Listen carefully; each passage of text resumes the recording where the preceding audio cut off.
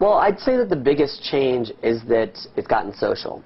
So, real social. So, if you look at the big categories of online gaming over the last 5 years, there were either MMOs like World of Warcraft, which were social, and that's why that game's persisted, but they were for hardcore gamers, and they made friends with other hardcore gamers. So they were social, and that's persisted.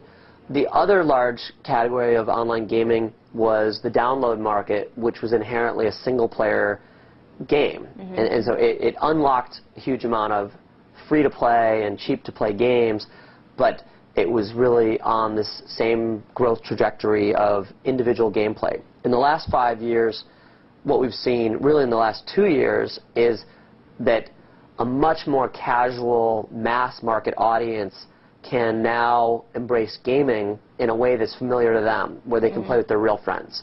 So the single most important thing that's happened in online gaming in the last 5 years is Facebook and social networks making it really easy for you to play games with your real friends.